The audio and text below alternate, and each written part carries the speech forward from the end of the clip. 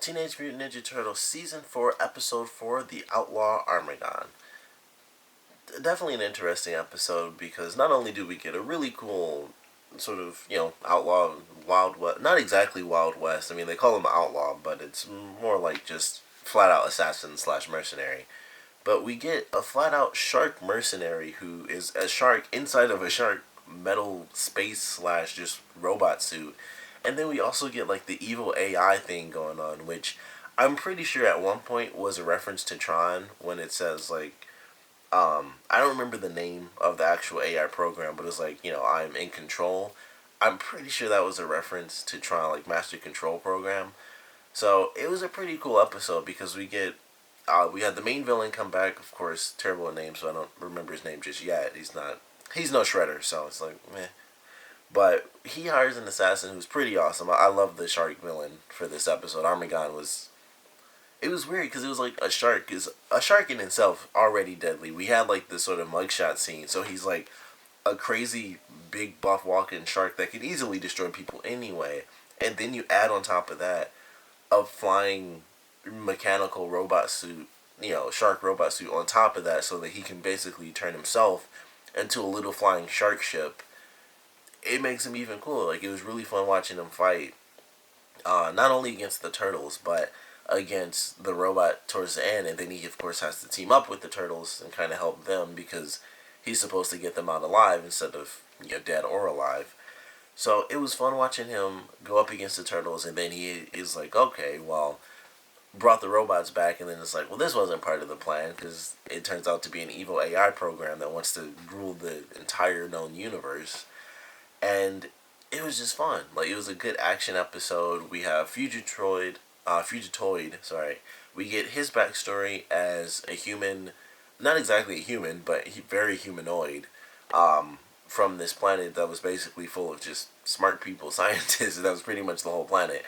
And so, unfortunately, he gets killed by the Triceratons, and his robot actually saves him and fuses them together, so his brain is inside of his robot.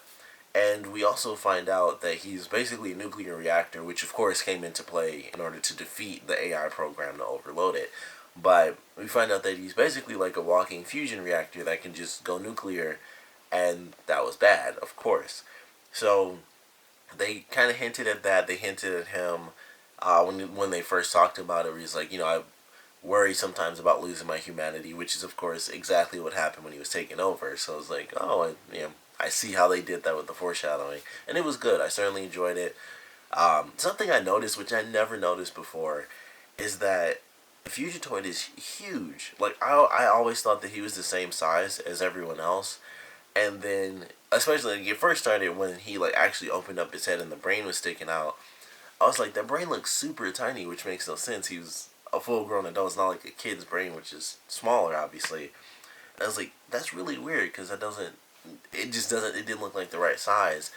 And then they did the side by side thing where he was sitting next to April, and that's when I realized like he's actually huge compared to them, and it never looks that way. Like, whenever you see it, they all look the same height. Like, obviously the turtles and Casey and April look a little different, so it was like he was in there somewhere. And then they did that side by side thing, and I'm like, if the human brain looks that small, like his head has to be like fairly big, and then it was like the side by side, and I'm like, he's effing huge compared to them, and it never looks that way. It was weird to actually see that where they put focus on it, and it was just like, I've never noticed that at all before. It's only been a couple episodes, of course, but even through the open, I'm like, he just looks like he kind of fits in with their height, and I don't know what that is, but it's probably like average height for both men and women, like guys for the turtles and Casey, of course, and then April for the women. And so I just thought he was in there, and then it's like, he's actually insanely huge. Like, he's just really big. So that was something I just noticed in this episode. Another thing to note is definitely the fact that the turtles were once again using their original weapons. Aside from the beginning, where Leo does use like the laser blades to fight against Armagon on top of the ship, one of those gets destroyed, so he has one. I'm sure once they go out into space again, he'll just have another one randomly. But so he uses that in the beginning, but then the rest of the episode, once they get onto that ship, they use their original weapons, and they aren't wearing the spacesuits or anything like that, which I find kind of interesting because they were on an abandoned ship, and it kind of doesn't make any sense that there would be just oxygen on the ship still if this was like, even if the people shut down the rogue AI, it just seems like after all that time, the oxygen would have just depleted on that ship. But I guess it was a giant ship and everyone pretty much got killed, so I guess in that sense, it does, it kind of works. But also, it seemed like the turtles kind of just went on the ship and it was just like, oh, there's oxygen. No big deal. And that was kind of it. They didn't really kind of test the waters a little bit to test it. And that was just like, it just seemed weird. Like they were kind of just like, as if they sensed it, like, all right, there's oxygen on here. And they didn't even bother to take, um, their outfits or anything just in case something crazy happened or in case there was a lack of oxygen. It was just like, there's oxygen. Let's just walk around and hear it. And that's pretty much it. So I thought that was kind of weird that they kind of just went about it without even thinking, especially considering we have Fugitoid and Donatello, and that's like, they've done that before where it's like, they'll just be going about and it's like, hey, we should probably think about this or this because it might happen.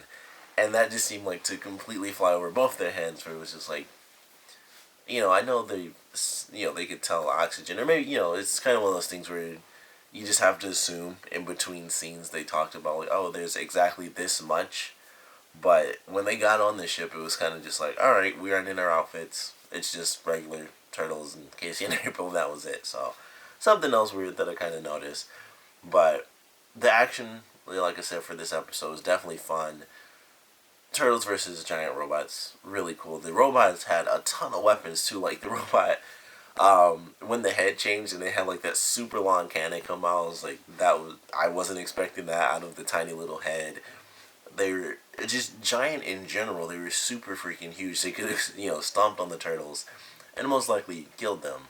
And it was fun. It was like, this is a really cool fight, and it was a very dangerous fight because the robots just kept being made. They could barely defeat the very first one that they came up against, and then they got caught, and they were being turned into robots, and of course they were doing this sort of robot voice and stuff. But it was fun. Like, it was definitely pretty awesome, and then they get saved by Armaggon. Kind of have to team up and save Fugitoid, and of course they did it in the coolest way I think they could have by having April use her psychic abilities to help connect to him. And when it didn't work the first time, she kind of does like a sonic blast, and they even show the waves and everything like they do in the opening. So I love that because they put like a really great focus on it, and I'm really looking forward to when she has like when she is the focus of the episode. And they even did it in the beginning where she was training and looking. They had the item in the orbs and stuff. They had her fan in there, and I was like, this is really cool. It's a nice, it was a little focus in the beginning, nice save for her character at the end, and now I'm just waiting for like her. It's just April. Full episode is about April gaining her abilities, maybe running into something else that ends up being psychic, and that's how she trains a little bit, or she has to fight someone that's psychic. That's obviously would be stronger than her at this point. But whatever happens, I'm really waiting for that because that's something they've hinted at it for so long now. It's like, okay, it's been growing little by little by little. I want it to be like her power now, and they showed it in the opening, so it's gonna happen somewhere in this season. Hopefully sooner rather than later, because I want to see that just be like one of her weapons. Like maybe she wouldn't be able to do it all the time, but maybe 3 or 4 times during a battle or something like that. I think that's a good balance because she can't use it up, permanently or just like all the way through the fight. Just look around and everything and just blow it all away. But 3 or 4 times is a good amount of times, and it's like she has to make sure she isn't missing and stuff like that. So I think that's a good balance, like 3 or 4, maybe even 5 times. Considering whenever they end up fighting, it's always like either super tough enemies or just a billion enemies. So I think a couple of times is okay for her to be able to use it without it seeming, overpowered. So looking forward to that. Enjoyed the episode. I like this sort of rogue AI concept where it started off. It was like, all right, we're on the run from this enemy. When he mentioned like, oh, they fell into my trap, I just assumed he had that ship to begin with, But I guess his whole plan was just, all right, have them run somewhere stationary instead of being in their own ship. They're somewhere that's somewhat neutral. And considering he's always a spaceship, it kind of gives him a bit of an advantage because they won't know exactly where they're going. They'd be a little distorted and stuff like that. So maybe that's what his plan was, like just get them to go anywhere that was unfamiliar, and that's exactly what happened. And then things got a little out of control, of course, when all the robots just attack everyone, and then he gets attacked, and that's when we really get the reveal, like, oh, you're organic. And we find out that the AI that was talking to them in the beginning, that was the AI program that was actually taking over and trying to basically killed off all the humans, and I guess somehow disintegrated those people in the beginning. That was kind of crazy, but definitely a great action episode. It introduced a fairly important villain. I'm sure he's gonna come back. He's of course not giving up on the hunt, so we're gonna see him later. I don't think he'll be like in the very next episode, but we're gonna see him come back, and I think it's gonna be I think they might introduce a couple more villains, and then we might get like a villain team up, like a space villain sort of team up, which technically we kind of have because Armaggon was hired by the new big bad, but they weren't. That wasn't exactly like, oh, let's work together at the same time and attack the turtles. So looking forward to that. But a fun episode, of course. Though I want to know what you guys thought about it, so please comment below. Let me know your favorite parts, your least favorite parts. And naturally, because we have a new character introduced, someone I have to assume is from the comics as usual. I don't think they've made any new characters for this show. I could be wrong about that, but I don't. I highly doubt they have because there's so much more to Ninja Turtles than a lot of people might know, and I don't. Even I know that there's so much more out there. I just don't know what it is. So I'm gonna once again assume that he's from the comics, just like Worm. I had never heard of him, but I'm gonna assume that he was from the comics as well. But I want to know what you guys thought of Armaggon and his design, his dialogue, and just the way he spoke and stuff, and also just his sort of fighting style. It was of course very harsh and stuff because he's a shark, and he even has a shark suit to match him as a shark, an alien shark. So I thought he was a great fighter. Definitely enjoyed it. Very driven outlaw, also very smart because initially that was his plan, was to get them, like I said, possibly I guess just to go anywhere unfamiliar. But he was like, all right, I'm gonna stick these robots on them, tire them out. And then of course when he found it was like, okay, well I have to have them alive. That changed it up a little bit, but initially his plan was basically, I'm just gonna lure them here and then do no work whatsoever and just stick these robots on them, and then the robots will kill them off, and I'll just be like, all right, I'll watch the show and then pick up the bodies and take off. So I like his character because he's definitely smart. We didn't see too much of that, but it was definitely enough to recognize like he had a clearly defined plan to basically not have to do a lot of work. Like it didn't. His first attack didn't take off too well, so it's like, all right, plan B, think him into submission, and that was pretty much what he tried to do until Rogue AI came in and messed up everybody's plans. But I want to know what you guys think, so please comment below, let me know, and thanks for watching.